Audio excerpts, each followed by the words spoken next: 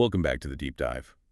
Our mission today is to equip you with the advanced concepts that separate someone who just writes working Python code. From someone who writes really efficient, resilient, and honestly beautiful Python code. Exactly. Yeah. This isn't just a summary. We're framing this as your, high-grade formula sheet for maximizing every single line you write. Right. We've basically distilled a ton of material down to 3 foundational pillars, things that really govern quality programming. I'm talking about resilience, efficiency, and expression. And if you can master these, you really do transition from just being a coder to, to a genuine software architect. That's the goal. Absolutely.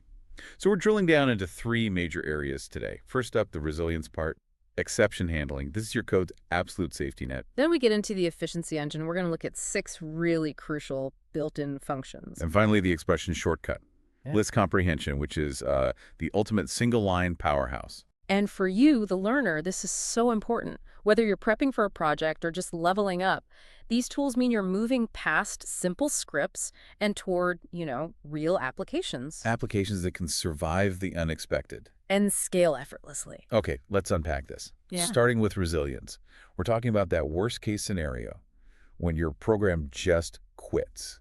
It's the thing every programmer dreads. Your code just stops because of some unexpected issue it wasn't prepared for. So let's talk about that classic instant failure, the zero division error. Right. Say you write a line of code, ax leaf 5, and right after that you have 100 more lines of mission-critical logic. None of that subsequent code even runs, does it? Not a single line. The program just stops instantly, and it throws that big, scary error traceback right at the user. That's the painful part. So the crucial observation here is that everything halts right at the point of failure. Yeah. A line like, say, b equals 55, which is perfectly fine. Just completely skipped. The entire flow of your program is just shattered. And that's where exception handling comes in. Exactly. The solution is the try except block. It's a really simple idea.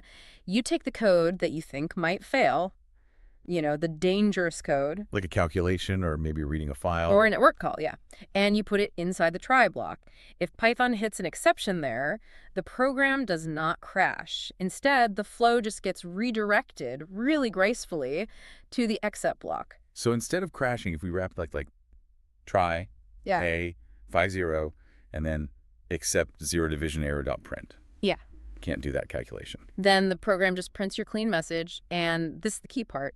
It keeps running whatever code comes after that whole block. It protects the rest of the program's flow. Exactly. And it's really essential here to draw a clear line between exceptions and errors. People get this wrong all the time. What's the difference? Well, an exception, like a zero division error or a value error, is a handleable disruption. You can anticipate it, you can catch it, and your program can continue.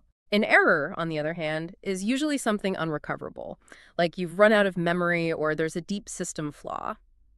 The try-except structure is specifically for managing those anticipated exceptions. That makes sense. So an exception is like a planned detour on the road, but an error is like the entire bridge just collapsed. That's a perfect analogy, and the most common place you'll use this is for input validation. Ah, of course. Imagine you ask a user for their age. You're expecting a number, so you use input. But what if they type their name, like 21? It throws a value error right away. And that invalid literal message, it looks terrifying to a normal user. It does. So instead of letting Python throw that raw exception, we just wrap the input attempt in a try block. If that value error pops up, the program jumps to the except block. Where you can just print something friendly like, hey, please enter only numeric digits. Right. You've handled the mistake, you've communicated clearly, and you prevented a crash. That's resilience. Okay, shifting gears now. Let's move from resilience, making sure our code survives, to efficiency, making sure it performs well. This brings us to what you're calling the efficiency toolkit. Yeah, a cluster of 6 built-in functions that will, I think, radically change how you manipulate data. We'll start with the ones related to iteration and generation. So iter, next, and the really powerful yield. So if I have an iterable, like a big list of settings, and I use iter on it, say iter my config list, what do I actually created there? You've created an iterator object. It's basically an object that just holds the state of where you are in the iteration. Yeah. Think of it like a pointer to the next element. And then I use nextit to get that element and move the point. You got it. You're manually stepping through the sequence, one item at a time. That kind of sounds like a for loop, but slower, because I have to call next myself. Why would I do that instead of just a standard loop? Well, that's the interesting part. A standard for loop is actually using iter and next under the hood, but exposing them gives you manual control, and it's crucial for generators. Which brings us to a critical note. If you call next after you've run out of elements, It throws an exception. Let me guess. Stop iteration. that's the one. The for loop implicitly catches that to know when to stop. And since we just talked about exception handling, we know what that means. It all connects. Which leads us right to yield. This is probably the most powerful tool in the whole iteration toolkit. We think of it as the ultimate pause button for a function. The pause button. Okay, help me understand the impact of that. I know it's about memory, but in practical terms, why do I care about pausing a function? You care because of resource management. Big time. Let's say you have a file with 10 million user records you need to process. Okay. If you write a standard function that reads them all into a list and then returns that list, you've just loaded all 10 million records into your computer's memory, all at once. And if the data is too big, the program could just crash. Memory pressure. Exactly. But a generator function using yield doesn't do that. It doesn't hold all the results.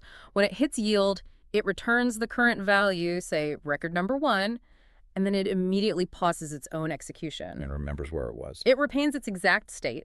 Then, the next time you call next, on that generator, it resumes from that pause, gets record 2, yields it, and pauses again.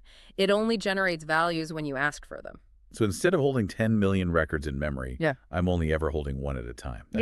Wow, that is genuinely transformative for big data, log files, anything like that. That's efficiency realized. Yeah. Now, for the second half of our toolkit, the anonymous and structural functions. We'll start with Lambda. I always think of Lambda as the perfect little utility knife. Yeah. You don't need a whole formal def function if you just need to do one quick job, right? Precisely. The formula is so succinct. Variable, variable, and Lambda inputs. Output computation. For example, add 10 equals Lambda, x plus 10. It just takes x, returns x plus 10. Done. And they're great when you need to pass a simple function as an argument to another function. Which we're about to see. Okay, next up is enumerate. This is the elegant fix for tracking position in a loop.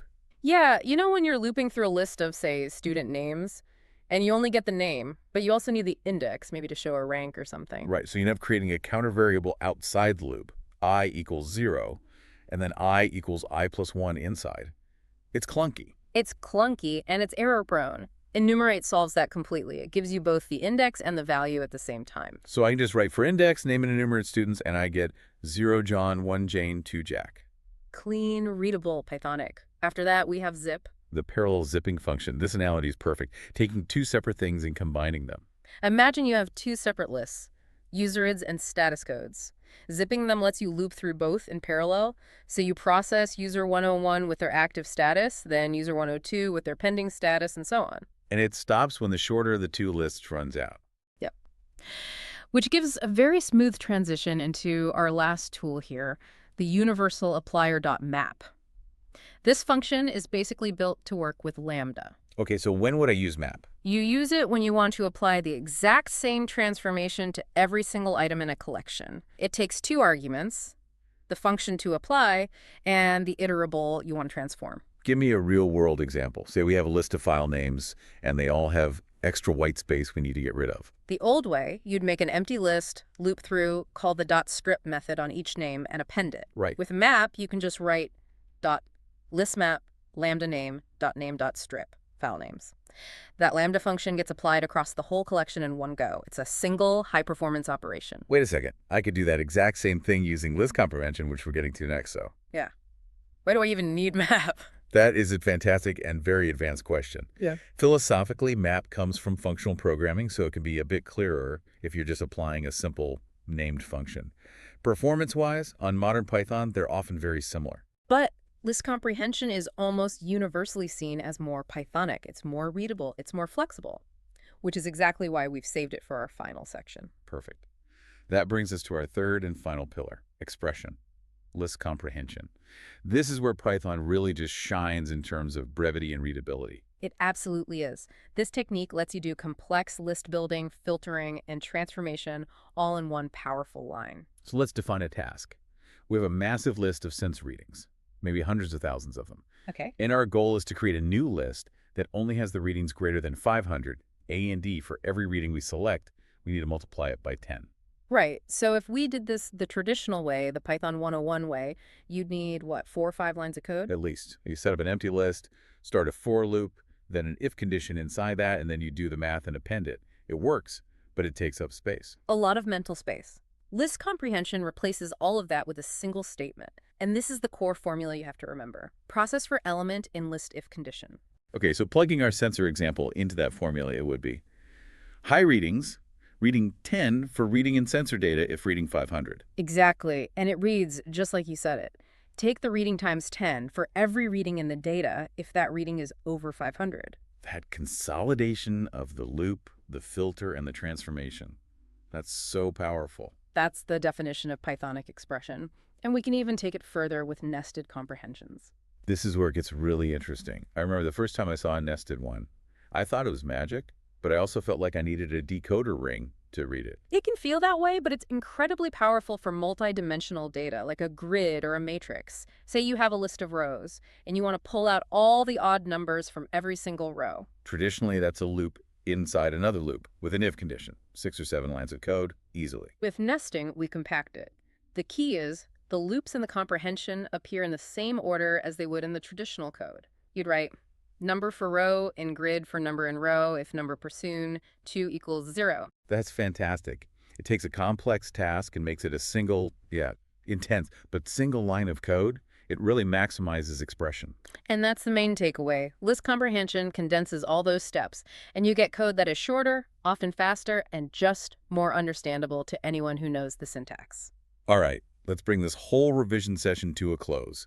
We've hit the 3 massive pillars designed to make you a fundamentally stronger Python programmer. We started with that foundation of resilience, using the try-except block to manage predictable issues, turning what would be a crash into a graceful detour. Then we spent a good chunk of time on efficiency with that toolkit.